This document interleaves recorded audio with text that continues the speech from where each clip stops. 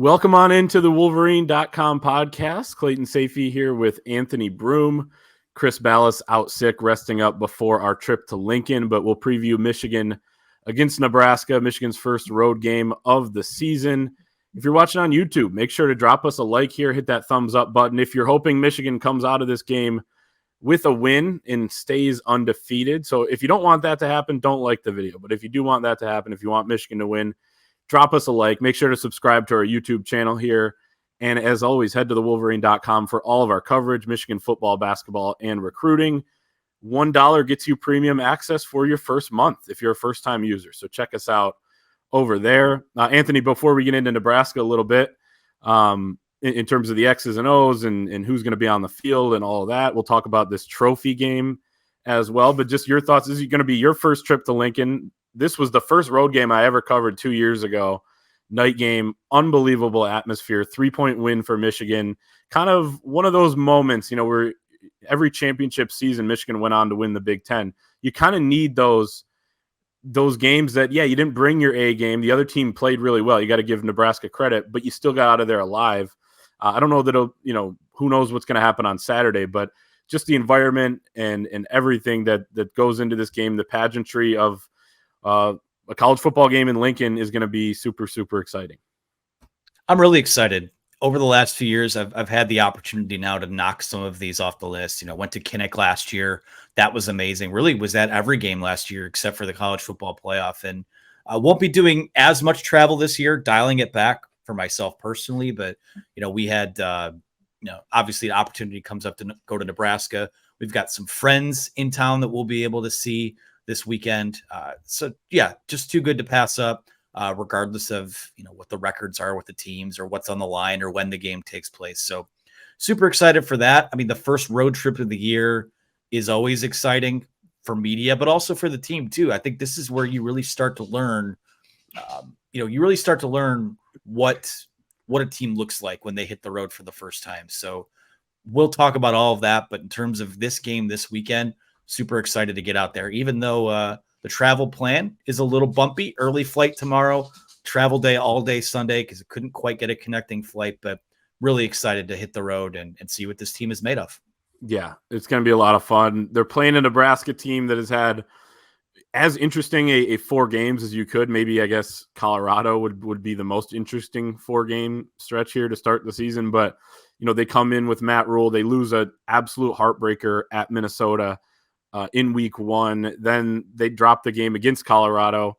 But then have kind of won the last 2, and it feels like this team is starting to click a little bit. I know the wins over Northern Illinois and Louisiana Tech don't move the needle a ton. Both those teams are under 500 right now, but they win against Northern Illinois 35-11, against Louisiana Tech 28-14 last week. The loss to Minnesota 13-10. Again, they had that game wrapped up. And then Colorado 36-14 was a tight game for the most of the first half, but then kind of unraveled there in the second half. And turnovers were a big theme in both of those 2 losses that they've had, but they've been more tested than Michigan, having played a Big Ten team and then Colorado, a top 25 team.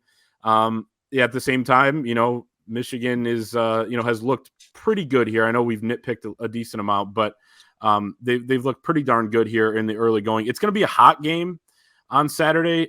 High I'm seeing today of 93 degrees, winds potentially over 20 miles per hour. And when you look at this matchup, and we'll get more into it in a second, but just from that standpoint, as we're kind of introing here, Nebraska runs the football. They run the option. They don't throw much. Michigan, obviously is a run-first team as well, but they want to get it going through the air. And then Michigan relies a lot on their special teams. I mean, they're going to kick, probably more field goals this year than Nebraska. Nebraska has a true freshman kicker who's 1 for 3 this year. So as much as you can predict, AB, how do you think the heat and the wind will play some sort of factor on Saturday? Well, I've said it a lot this week, actually. For as good a run defense as Nebraska has, Michigan's going to have to be able to run the football in a game like this. And I know people want to see Michigan continue to throw to set up the pass, but when you're talking about wind gusts, 25, 30 miles per hour, maybe more, we'll see what the weather looks like on Saturday. You're not going to be airing the ball out. You're not going to be, throwing the deep ball down the field or anything like that. So I think the short intermediate game is probably where Michigan leans with the passing game. But weather-wise, I mean, this matchup in general, as we kind of look at the wide angle lens of what this game could be, it tests your discipline because of the offense that you're going to see. Nebraska is going to try and have your eyes all over the field with the triple option, with some of the quarterback run stuff. They're going to come right downhill at you, so you have to be disciplined, have to be ready for a bit of a fist fight here. And your conditioning too. I mean, you don't want to see guys cramping up. Whenever it gets that hot, I mean, hydration for these guys for Saturday's game, it doesn't mean chugging a Gatorade on the sideline Saturday. Like, you're hydrating now for that game.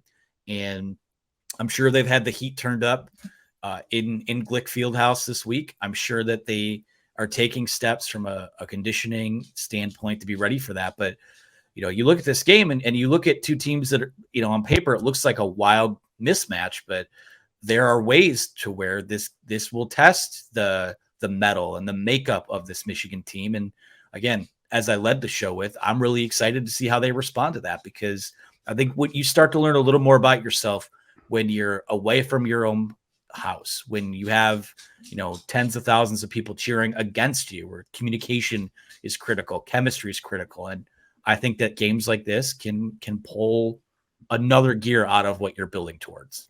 Yeah, they were pumping the heat and the noise into Glick this week as they kind of prepare for this game. So you're playing in certain elements, you're playing in a hostile environment. Nebraska fans are extremely nice, but they also will get after you during the game. And that was certainly the case 2 years ago when Michigan was there. That was the case back in 2012 when they lose that game after Denard Robinson gets hurt.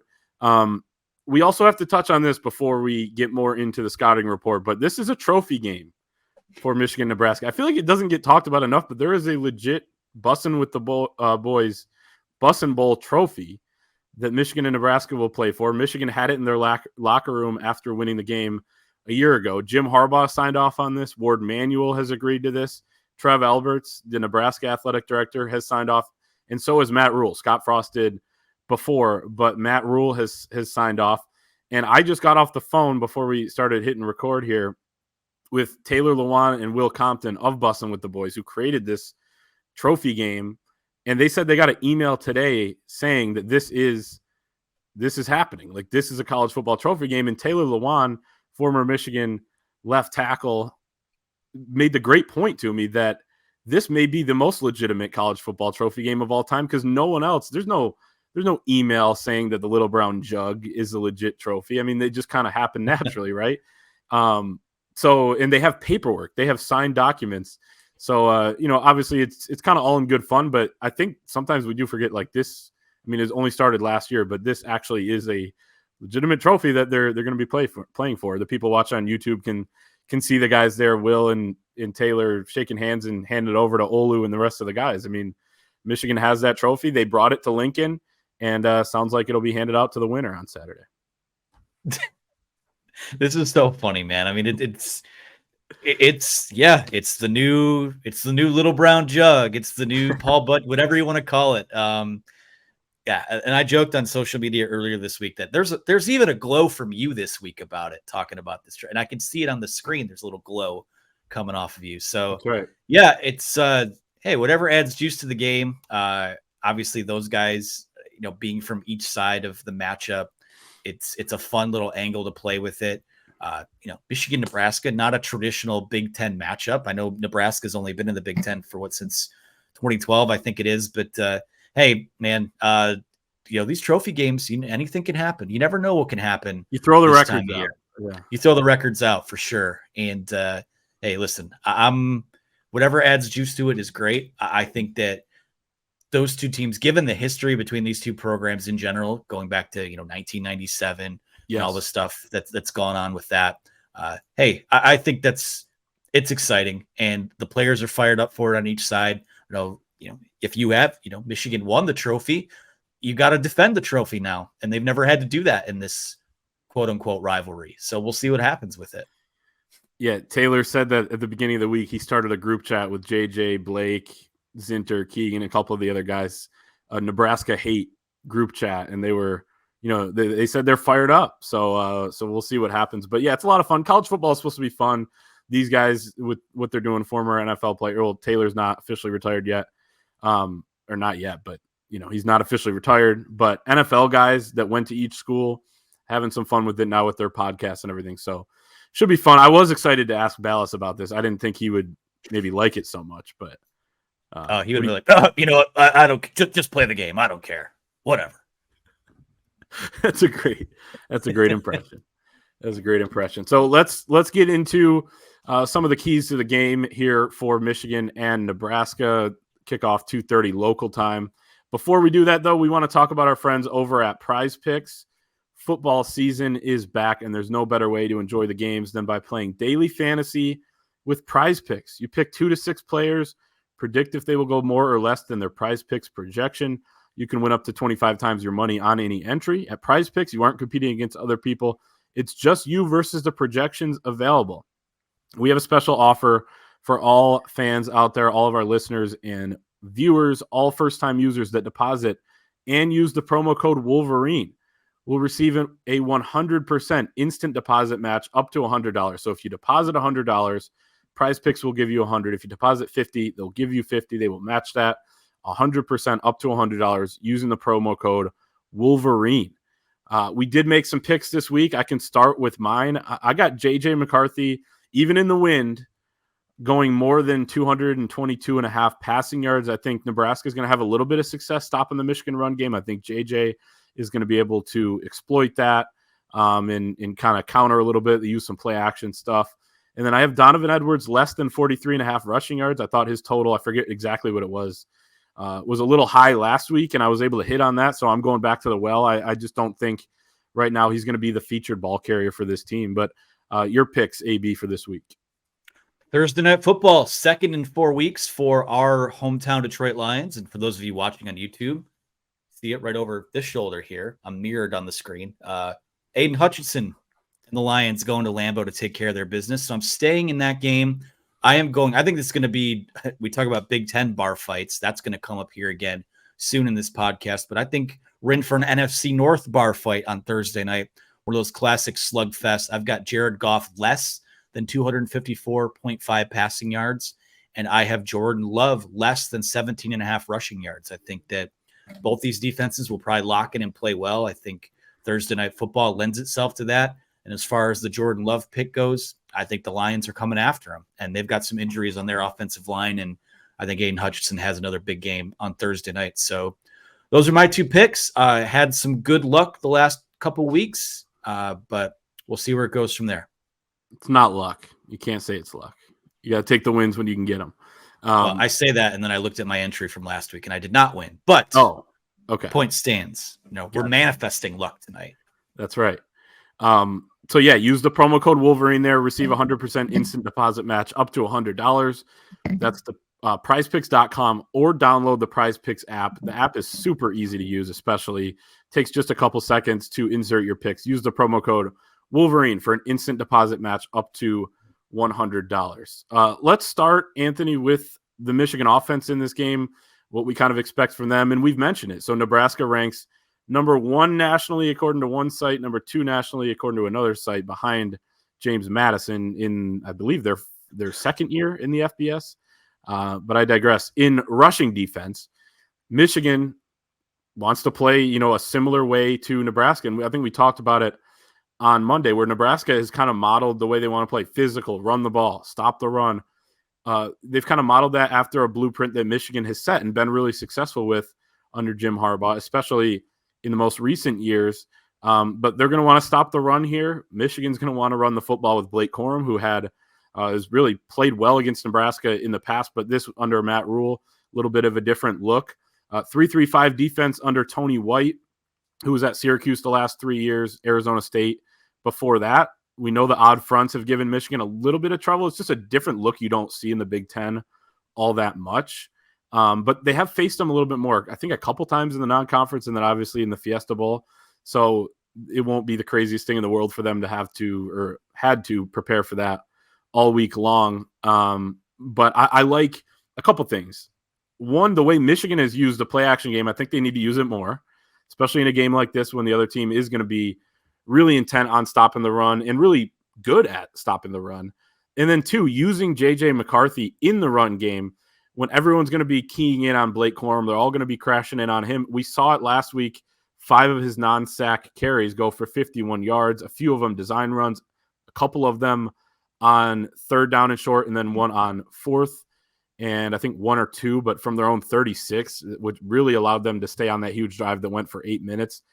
Him in the run game, as long as he gets out of bounds and gets down, it's tougher when it's really loud, and you don't have all your senses there 100% when you're on offense. So you don't want him to take a big hit, but I think that could be key in this game as well. We'll talk about it in a second, but Nebraska is going to run their quarterback, Heinrich Harbaugh. Michigan may have to run their quarterback as well. We're getting to a point now where teams loading up to stop the run is just going to be, it's going to have to be something that they get used to seeing. And they've seen it for 4 weeks now. And, people will lament the downfall of Michigan's run game, but at some point too, you're going to have to be able, and this is why you put a drill like the Beat Georgia drill in there, is being able to run the football and physically dominate when everyone in the building knows what's coming. So I do expect Michigan's run game to be efficient. Maybe Trevor Keegan said earlier this week, maybe the days of running for 300 or 400 yards in a game are over given the new clock rules. But, I look to, when I look at, offense versus defense in this game, I look to last year's game about this time of year at Iowa as maybe the blueprint for what I would like this thing to look like. You were able to go into Iowa. You ran the ball 42 times for 172 yards. Blake Corum had a big game. You had that 11-play, 75-yard drive right off the bat to kind of set the tone, which teams don't do that in Kinnick Stadium. And I think that's going to kind of be what this game has to look like on Saturday when Michigan goes to Nebraska. Now, again, if teams want to keep gearing up to stop the run, I say let them. JJ is last week I thought was as comfortable and as decisive as we've seen him making those reads and pulling the ball and running and getting out when nothing was available down the field. We need to see more of that. I think we will see more of that. The play action game, Colston, this is a week to see Colston Loveland and AJ Barner and maybe Donovan Edwards out of the backfield. I think that's where maybe his biggest impact is going to come right now, is catching the ball on some of those checkdowns and finding green grass for him to get up the field. But, for this Michigan offense, I think, given the way that I can see a path where Nebraska is going to try to run the heck out of the ball, using that option offense to their own benefit and grinding the clock down and limiting possessions. That's going to be what keeps a team like Nebraska in this game. But Michigan can counter that by going on long drives of its own, because if you do that and you're finishing with 6 points on the road, I just don't think that Nebraska will have enough possessions to kind of hang with you if you're taking care of your business in that regard. So keep taking what the defense gives you. I'm totally fine with that approach from the Michigan offense. And I know that possessions are down. Plays aren't really down that much. You want to see them get more of those explosives, but I don't know if this is going to be the week you see that. I do think this is more of a death by 1,000 paper cuts type of game for them. Yeah, and you want to come out, 2 things. You want to start fast in this game because with the limited plays, I mean, you don't want to fall behind and be that team that we need 3 scores or, I don't think they're going to fall behind that much, but we need 2 scores to tie the game. It's like, well, okay, how many possessions are we going to have left? Maybe 4 in the second half or something like that. That's one thing. And then 2 is you're going to want to make a statement. Like, they're going to try to stop the run, but Michigan has done that. And you brought up the Iowa game last year, which I think is a great point, that Michigan came out in that game making a statement that they didn't run all over Iowa, not by any stretch, but they did have some success moving the chains, playing, physical football down there. And I think they're going to want to make the statement, as we talked about on Monday as well. Blake Corum's quote after last week's game of, they wanted to play bully ball. Well, we bully bullies. That's the mentality of this Michigan team still. So you can't fall in love with just doing that and fall into that trap of, not adjusting and not throwing the football when it's there and not using the play action and all that. But at the same time, this Michigan team is going to want to play its style of football as well in this game. A couple other notes on the Nebraska defense. They rank 103rd against the pass, 250 yards per game through the air that they allow. And then I did want to mention Luke Reimer, their starting middle linebacker, is questionable for this game, but he has been fantastic. He ranks 10th all time in Nebraska in tackles. He's in his 5th season. I believe, this year, and is off to a good year. They'll line him up on the line of scrimmage. They'll line him up right in the middle as well, and he's a key player. So one to watch as we get that injury report 2 hours before kickoff. Definitely one I'll be watching on the Nebraska side. Let's flip over to the other side of the football with Michigan's defense going up against the Nebraska offense, and they look different than they did the first couple of weeks with Jeff Sims back there. It's Heinrich Harbaugh, a kid who, and I was talking to Sean Callahan, who does a great job with Husker Online on our On3 network, and he was saying that the last coaching staff basically wrote off Heinrich Harbaugh. They didn't want anything to do with him as a quarterback. This kid is from Nebraska, homegrown product, comes in this year in replacement of Jeff Sims, who's been injured and obviously struggling in those first couple games, and has been great running the football, running the option for them, taking care of the football most of the time as well. He's 6'5". What is his weight here? Huge dude at 6'5", 215 pounds. You see him there, big arm. Isn't going to throw a lot, has not been all that accurate, but he does have a strong arm. They're going to run the ball at Michigan. Michigan's going to have to be disciplined going against the option. And that's why we'll see this in my article tomorrow. But Mikey Sainristil, to me, is a player to watch because he's going to be so key on keeping his responsibility out on the edge. But your thoughts on Michigan going up against the option? Jim Harbaugh grew up watching Michigan run the option with Rick Leach and all those guys. He ran some of the option while he was at Michigan. He said it's one of the greatest concepts in all of football. He definitely has an affinity for it with the way Bo Schembechler ran it. And you can tell he respects what Nebraska is doing, but it's going to be interesting to see Michigan go up against this style of football. It will be. And it's one of those things where the option goes back to even back when they were playing with leather helmets. I mean, this is really football at its most, maybe barbaric's not the word, but this is it's pure football, like the purest, most disciplined type of football, or most disciplined type of defense that you have to play is against that option. And as we're recording this now, early on Thursday afternoon, I just wrote about why the linebackers to me are the position group that I'll be watching super closely, especially, you have a guy in Nebraska's quarterback. He's 6'5", 215, 220, whatever it is. That's a big guy coming at you. We're talking maybe not quite the power of a tight end, but that's a big target. And you get that guy run with a full head of steam, they're gonna want to smack Michigan in the mouth. You're gonna see them bring tight ends downhill. You're gonna see them bring a fullback and all these guys downhill, and they're gonna try and out physical Michigan. And so much of defending the option is keeping your eyes on the football. Don't watch the quarterback. Don't watch, don't lock into a particular guy. You need to be focused and disciplined on where that football is. And now on the road, some would argue that on the road, that's maybe something where you can communicate a little bit better because the crowd is trying to stay quiet so the offense can get into high gear. But, I think if Michigan finds, and this is where, again, I think Junior Colson, Michael Bear, Ernest Hausman, former Nebraska Cornhusker, making his return. Making his return. All those guys are critical in this game because Nebraska is going to come out here and try to make this game competitive by punching them in the mouth. And I wouldn't be surprised if you see a couple drives early where they're able to kind of dictate that and punch Michigan in the mouth, because we haven't really seen those linebackers have been kept pretty clean this year because the defensive line's taking care of business. The defensive backfield is taking care of their business. But, this is where it's going to have to be, the immovable object up against, a freight train. And you're going to see collisions. You're going to see some violent old school style of football.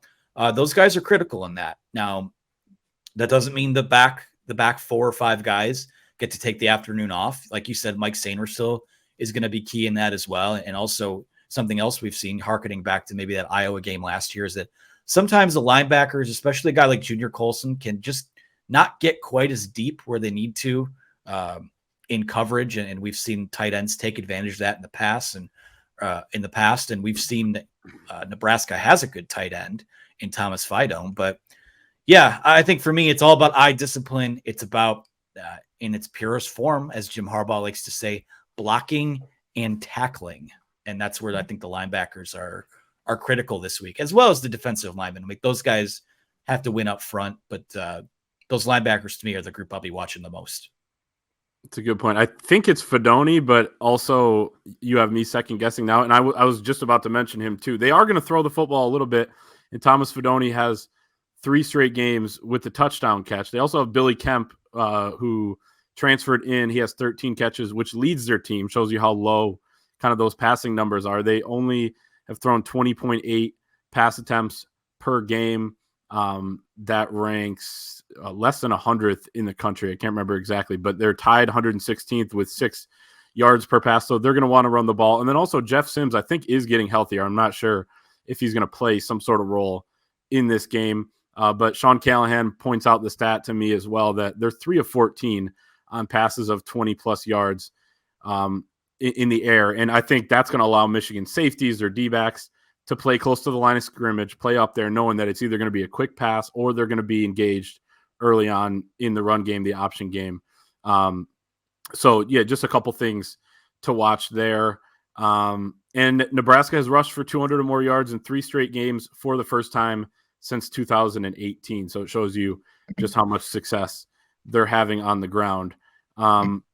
Anything else on the Michigan defense going into this game? I thought they've played lights out.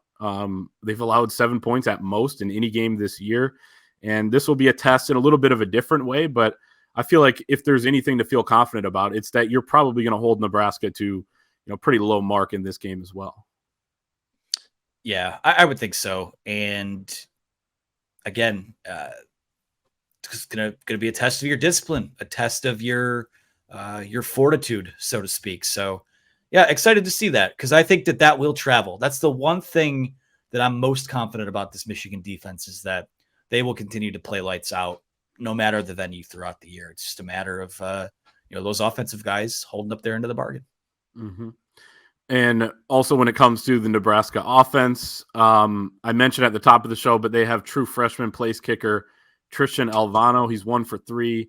He made a 27-yarder. He missed a 41 last week, but it doesn't seem like they trust him a whole lot. So if it is tight, it's just going to be tougher, I think, for them to get some sort of points out of some of those drives that might stall out. We may see him go for some more 4th downs, that sort of thing. But this is a record-breaking high school kicker in Nebraska, and probably has a good career ahead of him, but he's a true freshman, and that's like if Michigan had Samaha going out there right now. It's a tough job.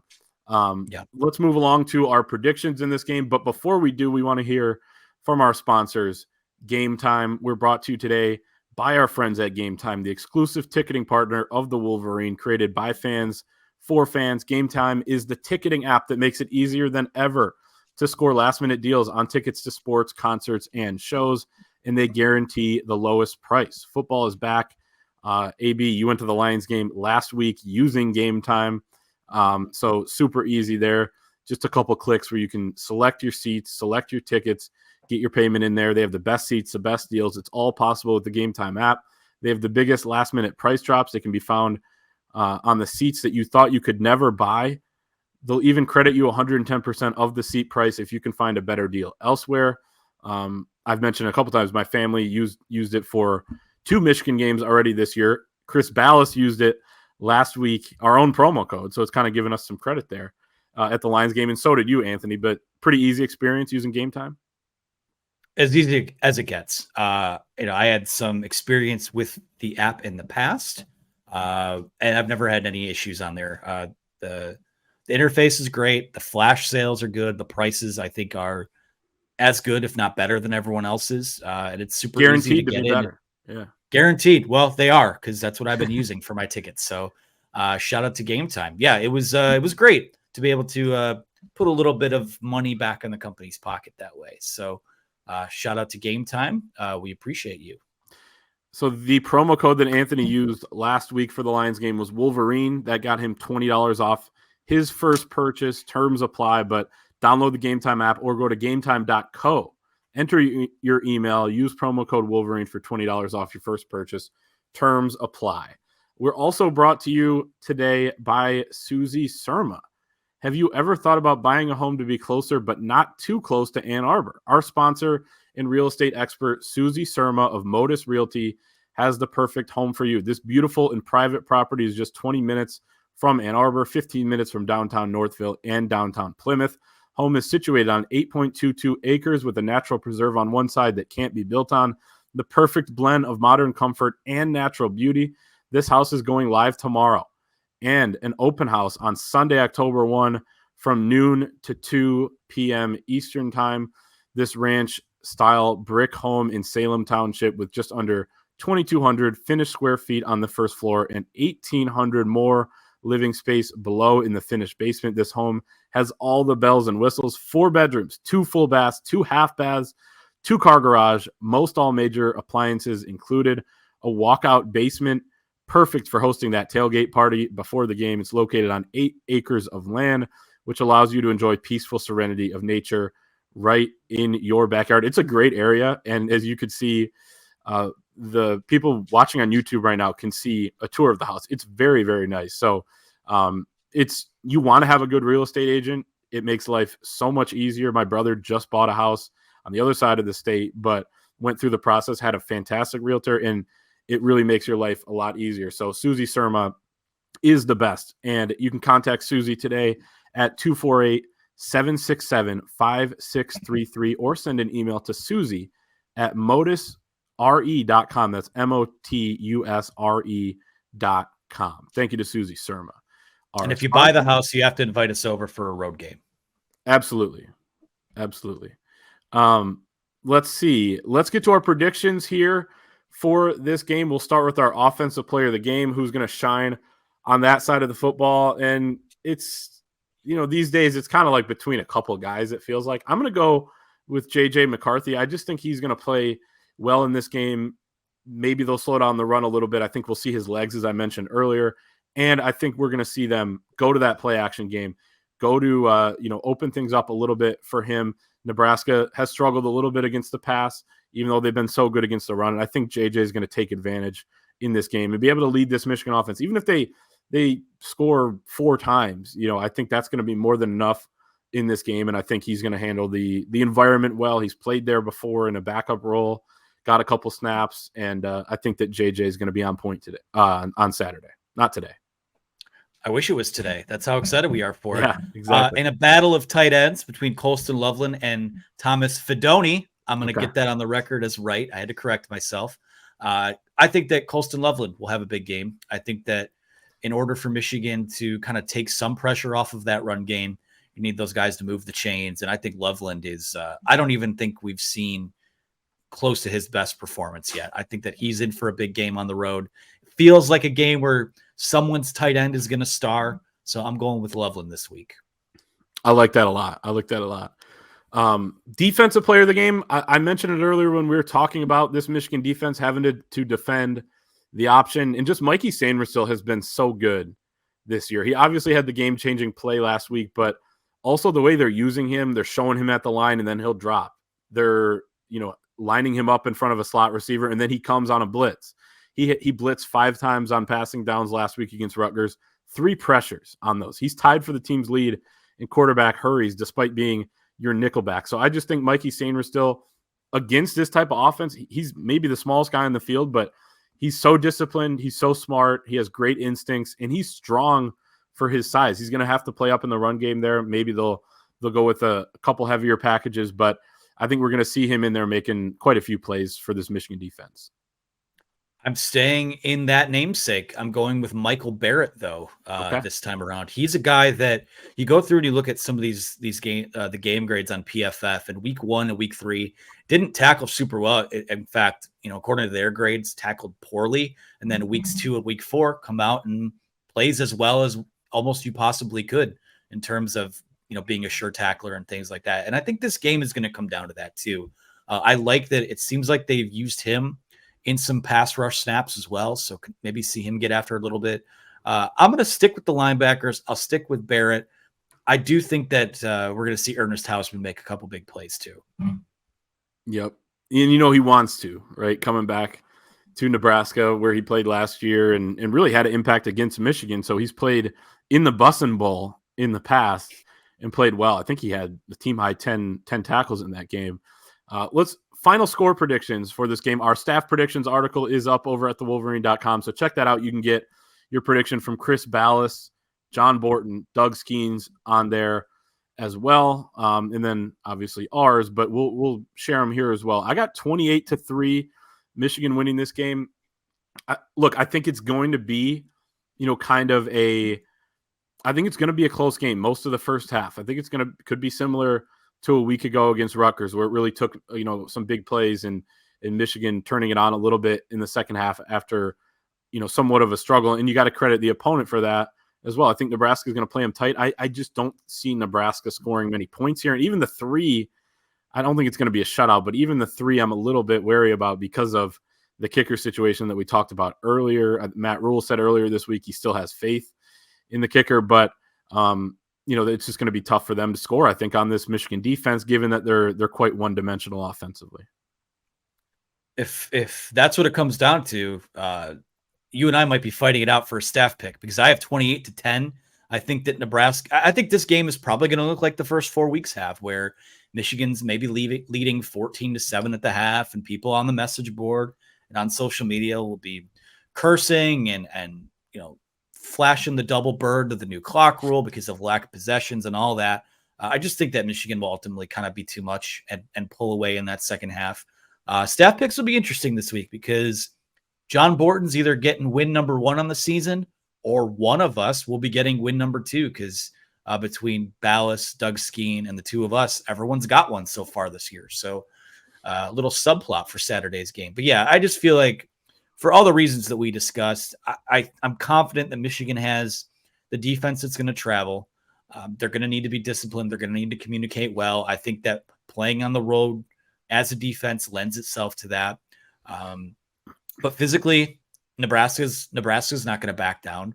If they don't turn over the ball, they maybe are 4-0 right now. Who knows what happens? So they might not have the horses to make this a competitive game, but even just in the first 4 weeks of the season, it's so much clearer that they are just more physical than they've needed to be.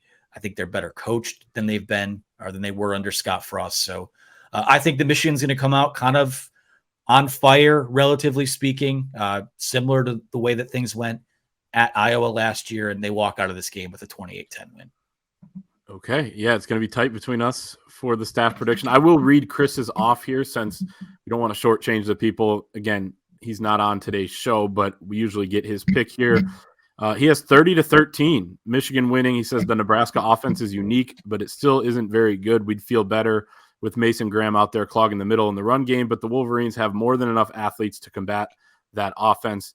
He says the Michigan offense is still a work in progress, but takes a step this week.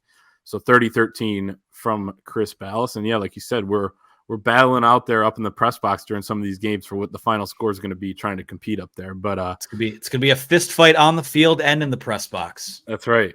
Oh, yeah, hopefully no one gets hurt, but you never know. Let's move on. We have 3 games to pick from around the country this week. No man knows the future. We will try to predict what happens, though. And not a great slate. Not a great slate this week after what was an unbelievable one a week ago. So you got to take that week, enjoy it. Still enjoy this one. There are a few good games, but we'll start with USC at Colorado.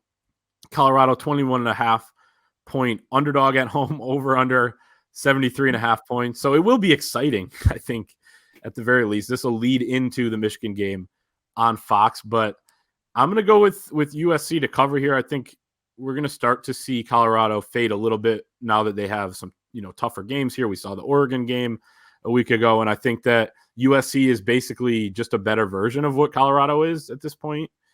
Not a ton of defense, not overly physical, but good skill position players, good quarterback play. They're just better in all those areas. So I'm going to go with USC to cover the big number.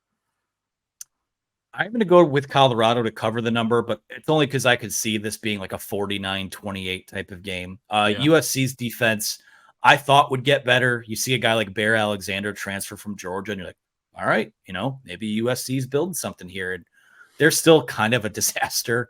The thing is that they can't really stop the run, and Colorado doesn't run the ball very well. But I do think, even if it's a backdoor cover, I think that Shedeur and the guys will be able to hang in a shootout for a little bit, but just too much of that extra gear from USC. But we'll go. I definitely be betting the over. I feel pretty confident about that one, but we'll go Colorado here. You got to take the over. Otherwise, you're no fun.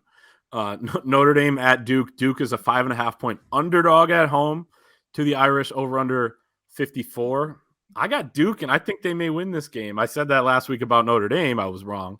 Maybe if they line up 11 guys, but I got Duke in this game. A little bit of a hangover for Notre Dame coming off the emotional Ohio State loss. It's probably more emotional for Ohio State. Ryan Day. We talked about his meltdown earlier in the week, so we don't have to get into it. But I got Duke in this game over Notre Dame. I'm going Duke too, and I wouldn't be surprised if they win outright. I just don't think that Marcus Freeman is that good of a head coach. And for all the talk there's been this week in this area about him potentially as a candidate at Michigan State, objectively speaking, I think that Michigan State could probably do better than that. So that's a roundabout way of me saying Duke. I don't know if they can do better, but I also agree he's not that great. I'm kind of in the middle ground there. Michigan State, speaking of them, interim head coach Harlan Barnett, they're going at Iowa to Kinnick. Iowa, Cade McNamara, Eric, all those guys are 12.5-point favorites, over under a whopping 36.5 points. No clue about this game. It will not be exciting. It will not be like the USC and Colorado game. It will look like a different sport, but it will be interesting to see what happens in this game. I have no clue what is going to occur, but I guess I'm going to take Iowa at home. I don't know why. I think maybe everyone's just too down on them. Maybe we're overacting a little bit after the Penn State game. I don't know. They had less than 100 yards, so I don't know.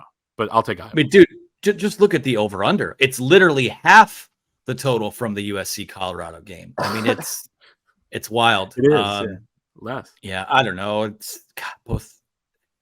I don't care. How about that? Let me harken some Chris Ballas energy. I don't care. Iowa, sure, but Iowa wins like 24-6 or something.